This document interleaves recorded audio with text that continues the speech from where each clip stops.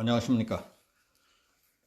공산주의자들의 용어 혼란 전술과 독재, 그것은 권력을 차지하기 위한 당의 치밀한 사기극이다 하는 제목으로 말씀드리겠습니다.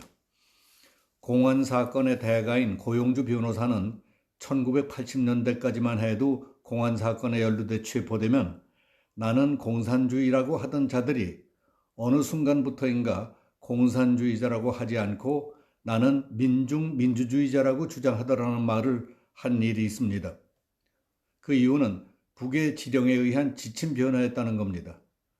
지난 1988년 우익은 죽었는가라는 논설로 한국에 좌익 공산주의 정권이 등장할 것이라고 예언 경고했던 한국학중앙연구원 양동환 교수의 말대로 그런 일이 현실이 됐습니다.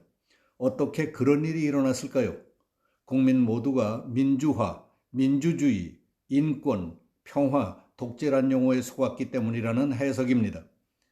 바로 이런 것들이 공산주의자들이 혁명의 무기로 쓰고 있는 용어 혼란 전술이라고 할 수 있습니다.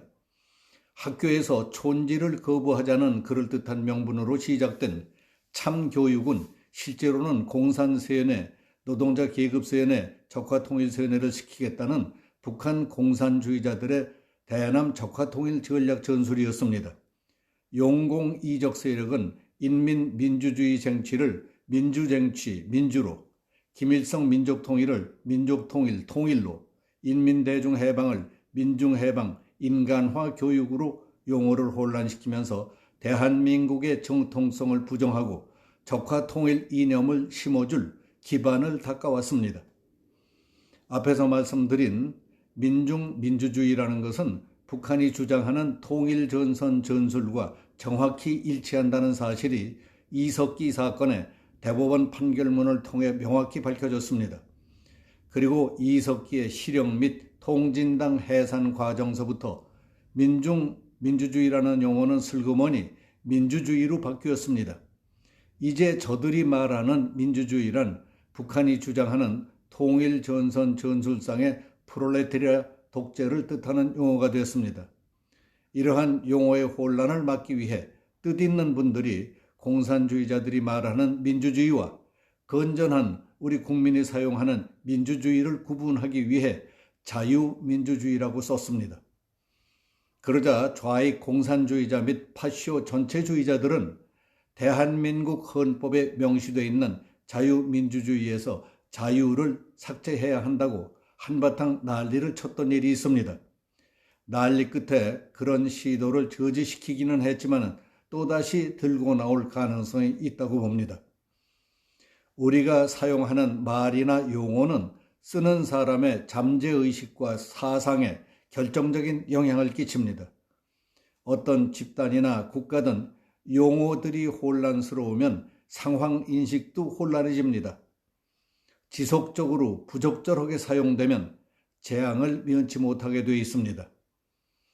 이를 보다 못한 양동환 교수는 정치사상 용어 바로 알기라는 책을 내면서 우리가 정치사상 관련 용어들을 부정확하고 부적절하게 써왔던 것은 언어 생활의 정밀성을 대수롭지 않게 여겨온 우리 국민성과 일부 불순 세력들이 정치 사상 관련 용어들을 고의적으로 부적절하게 사용하도록 유도해 왔기 때문이라고 지적했습니다.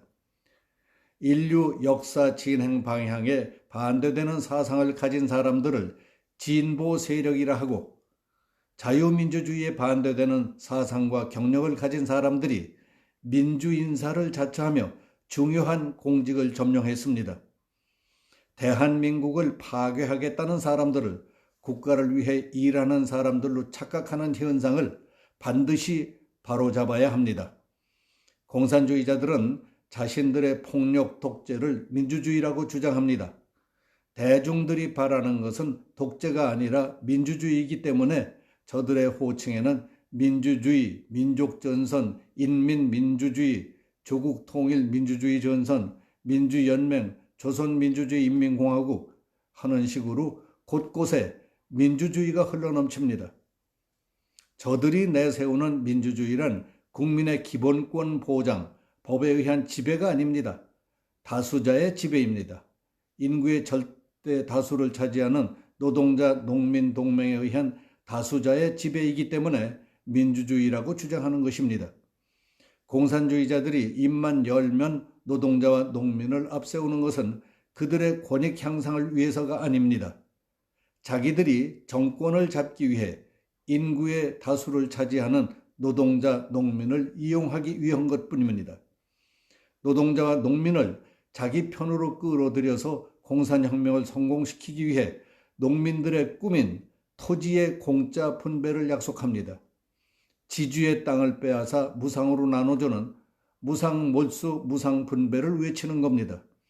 토지의 사적 소유를 위한 분배는 공산당 정책인 토지 공유와 정면으로 배치되는 행위입니다. 토지를 공짜로 나눠준다는 감언이설로 농민을 끌어들여서 공산혁명에 성공한 뒤에는 나눠줬던 토지를 다시 빼앗아 국유화합니다. 이것을 사회화한다고 표현합니다. 공산당이 농민저항을 탄압하고 분쇄하기 위한 군대와 비밀경찰, 감시조직, 감옥이 마련될 때까지 기다렸다가 다시 빼앗아 국유화하는 것입니다. 공산 전체주의자들은 자신들이 권력을 장악하기 위해 노동자, 농민의 힘을 이용만 할 뿐 그들에게 권력이나 부의 원천을 나눠주지는 않습니다. 모든 것을 공산주의자가 독점해버립니다. 따라서 프롤레타리아 독재를 이해하기 쉽게 한마디로 정리한다면 공산당이 권력을 차지하기 위해 노동자와 농민 동원을 위한 철저한 사기극입니다.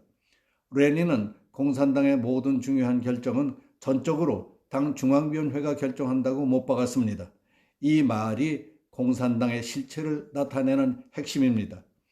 그러니까 공산주의자들의 용어 혼란 절순과 독재, 그것은 권력을 차지하기 위한 저들의 절묘한 사기극이라는 사실을 잊어서는 안 됩니다. 오늘 여기서 마치겠습니다. 감사합니다.